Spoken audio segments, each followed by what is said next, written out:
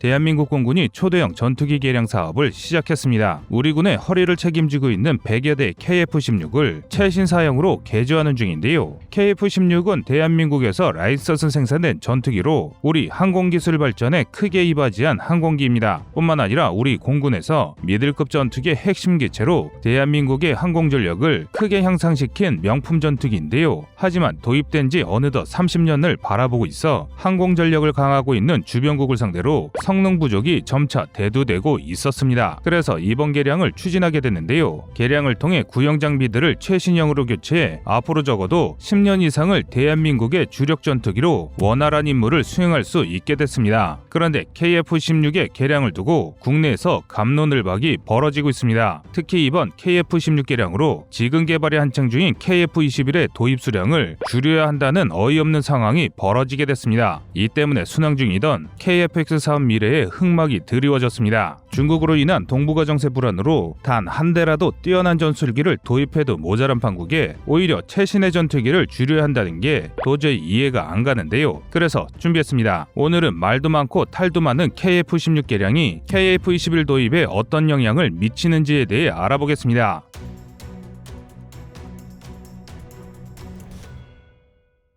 2023년까지 이어지는 개량을 통해 KF-16 전투기는 KF-21 보라매가 등장하기 이전까지 계속해서 우리 군의 핵심 중추 역할로 활약할 예정입니다. 또한 우리가 상당수 부품을 생산할 수 있는 데다 창정비까지 가능해 현재 논란 중인 F-35처럼 정비 문제가 날 일도 없다는 장점이 있습니다. 그런데 대한민국 공군에는 전술기 제한이라는 치명적인 문제가 있습니다. 그래서 한국 공군은 이번 개량을 통해 KF-16을 줄일 생각을 할 것이 아니라 우리 공군의 전력 상승을 억제하고 있는 작전기 제한을 없애야 한다고 주장합니다. 현재 우리 군의 작전기 보유량은 공군이 원하는 500대에 훨씬 못 미칩니다. 예산 배분 과정에서 여러 이유로 전술기 추가 도입 요청이 거절됐기 때문인데요. 그래서 KF-16 개량에 찬성하는 이들은 KF-16과 KF-21 보라매를 두고 싸울 게 아니라 총 보유 대수를 늘리는 게 먼저라고 말합니다. 설령 KF-16을 KF-21로 교체한다고 하더라도 노후화된 전투기를 퇴역시키면 차세대 전투기가 배치되기 전까지 전투력의 공백이 발생하기 때문에 KF-16 개량형은 선택이 아닌 필수라는 것입니다. 이에 대해 알기 위해서는 우선 KF-16 개량 사업이 어떻게 진행되는지를 알아봐야 하는데요. 얼마 전부터 KF-16 개량 사업을 두고 여러 말이 오가고 있습니다. 이미 개량이 시작되어 2023년까지 F-16 계열 전투기 전개 개량이 완료될 예정임에도 돈 낭비라는 비판이 나왔기 때문인데요. 특히 최근 KF-5 추락 사고가 발생하면서 이런 의견을 주장하는 이들이 늘고 있습니다. 그 이유는 우리 군이 보유한 F-16 계열 항공기 기령이 F-5만큼이나 오래됐기 때문입니다. 현재 우리 군은 미국으로부터 직도입한 F-16 PB를 개량한 F-16 PBU 34대와 국내에서 라이선스 생산한 KF-16 133기를 보유 중입니다. 이 중 F-16 PBU의 경우 1982년 첫 도입되어 기령 40년을 눈앞에 두고 있습니다. KF-5의 첫 도입분이 1982년에 생산되었다는 것을 생각하면 사실상 F-5와 동급의 고물 전투기라는 것인데요. 국내 라이선스로 생산한 KF-16의 경우 이보다는 사정이 좀 낫지만 이 역시 1994년 첫 도입되어 기령 30년을 눈앞에 두고 있습니다. 실제로 2000년대 이후 KF-16 전투기는 9대의 전투기가 손실되었으며 총 도입분 중 13대가 사고로 손실됐습니다. 이렇게만 보면 KF-16을 개량하는 것보다 퇴역시키는 것이 맞아 보일 수밖에 없습니다. 즉 F-16이 제2 F-5가 되기 전에 F-16 계열 전투기를 서둘러 퇴역시키자는 것이죠. 그런데 의외로 많은 이들이 이 주장에 반대하고 있습니다. 이들의 주장 역시 상당히 설득력이 있는데요. 우리 여건을 생각하면 KF-16의 개량을 추진하는 게 당연하다는 것입니다. 일단 KF-16과 KF-5는 완전히 다른 플랫폼을 가진 전투기들이란 게 이들의 주장인데요. 실제로 F-5 계열 전투기는 미국의 동맹국들을 지원하기 위해 만들어진 염가형 전투기입니다. 그래서 1960년대 미국의 지원으로 전투기를 받았음에도 우리 군이 F-5보다 F-4가 더 낫다고 할 정도였는데요. 실제로 둘의 격차가 상당합니다. 당시에 도입됐던 F-5 AB형 스펙은 길이 14.4m, 폭 7.7m, 전고 4.1m, 최대 이륙 중량 9.3톤, 최대 속도 마 1.4였는데요. 같은 시기에 만들어진 F-4는 길이 19.2m, 폭 11.8m, 높이 5m, 최대 이륙중량 28톤에 달합니다. 그래서 우리 군 역시 F5를 개량하기보다는 F-16PB를 도입하고 KF-16을 라이선스 생산한 것입니다. 반면 F-16은 미군을 비롯해 서방권 군사 강국들이 사용하는 주력 전투기입니다. 특히 최신 개량형인 F-16 블록 72의 경우 F-16 바이퍼라 불리며 막강한 성능을 자랑하는데요. 웬만한 중견국에서도 하이급 전투기로 받아들여질 정도로 고성능입니다. 사실 가격도 F-35 2대를 구매할 만큼 올라간 것도 사실입니다.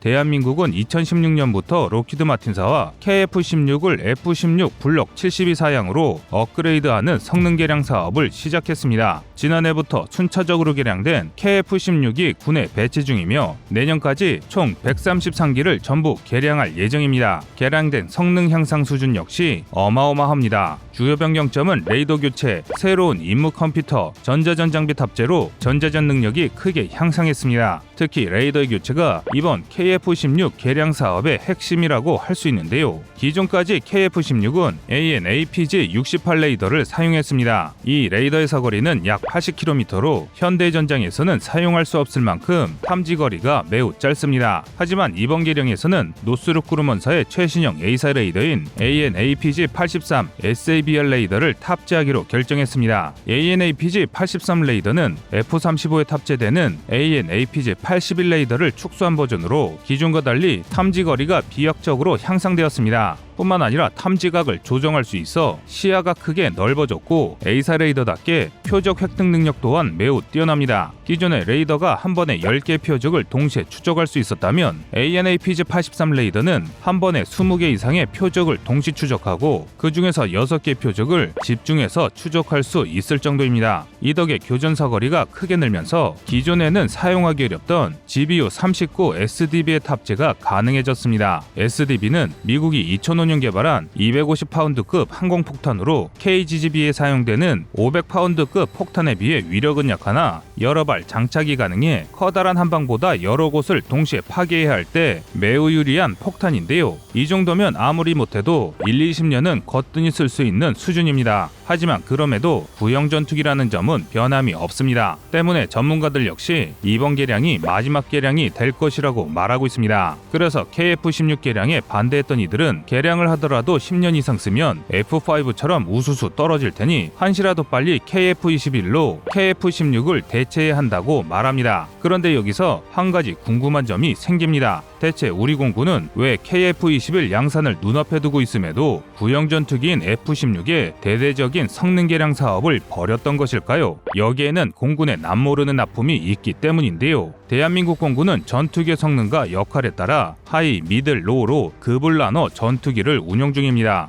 하이급의 F-15K와 F-35A, 미들급의 KF-16, 로우급의 F-4, F-5, FA-50으로 편성해 운영 중인데요. 공군은 이 기준에 따라 하이급 전투기 120대, 미들급 전투기 260대, 로우급 120대를 합쳐 총 500기의 전투기를 보유하고 싶어 했습니다. 하지만 합동참모본부와 국회 등이 예산을 이유로 공군의 전투기 보유량을 하이급 120대, 미들급 220대, 로우급 90대로 총 430대로 제한했습니다. 그런데 2010년대 KF-X 사업이 본격적으로 진행되면서 문제가 일어났습니다. 제한된 미들급 보유 대수로 작전기를 확보하기 위해서는 KF-X의 양산 대수를 줄이거나 쓸만한 F-16을 조기 퇴역시켜야 하는 어이없는 상황이 발생한 것입니다. 사실 둘 모두를 보유하기 위해서는 보유 제한을 수십 대나 초과하게 되는 것인데요. 그래서 군은 KF-X의 양산 수량을 지키는 것보다 KF-16 개량에 집중하기로 결정했습니다. 이렇게 결정된 것은 당시 우리의 방산기술력이 단기간에 이렇게 성장할 것이라 군 당국도 예상 못했기 때문입니다. 즉 지금 우리의 국방력은 우리 군 당국의 예상을 뛰어넘을 정도로 강력해졌다는 방증이기도 한데요. 당시까지만 하더라도 시의적절하게 결단을 내린 게 지금 상황에서는 안 맞는 선택이 되어버렸다는 것이죠. 과거 KF-X 사업은 이제 막 설계를 끝낸 사업이었습니다. 즉 즉 언제 나올지 모를 가상의 전투기 사업에 불과했습니다. 다시 말해 성공을 확신할 수 없는 국산 전투기에 매달려 무턱대고 버티는 것보다 이미 실물이 있는 KF-16을 개량하는 게 국가 안보에 도움이 된다고 봤던 것입니다. 사실 이러한 결정은 우리 군 당국의 올바른 선택이었습니다. 국가 안보는 미래의 막연한 기대로만 이루어지는 게 아니라 지금 당장 실행할 수 있는 무기 체계들로 구축하는 게 맞기 때문입니다. 그런데 문제가 생겼습니다. 우리 군이 생각했던 것보다 KF-21이 예정보다 빠르게 성공하면서 상황이 꼬이기 시작했습니다. KF-21이 KF-16을 월등히 압도하는 성능으로 등장해 베이비 랩터라 불리면서 우리 군이 KF-16을 개량하는데 헛돈을 썼다는 소리를 듣게 된 것입니다. 이는 군으로서는 상당히 억울한 일이었는데요.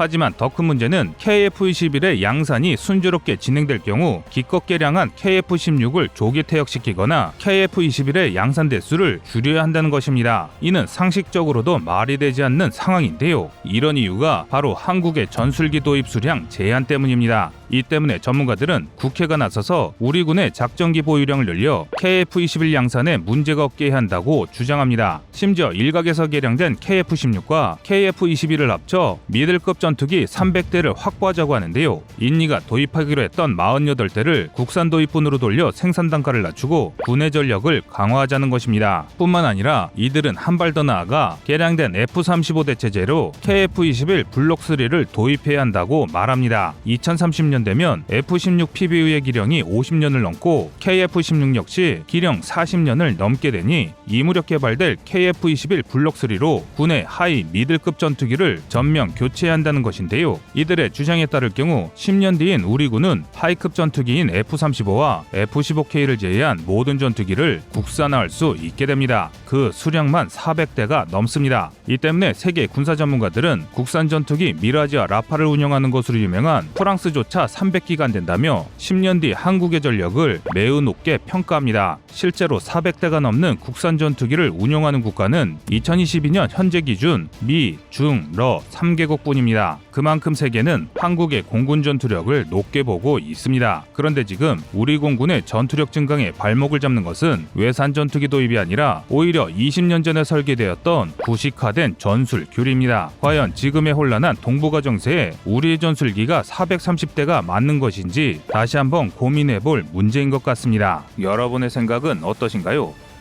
시청자님의 의견을 댓글로 남겨주시기 바랍니다. 여러분의 좋은 의견이 좋은 영상을 만드는데 많은 힘이 됩니다. 이상 꺼리투브였습니다.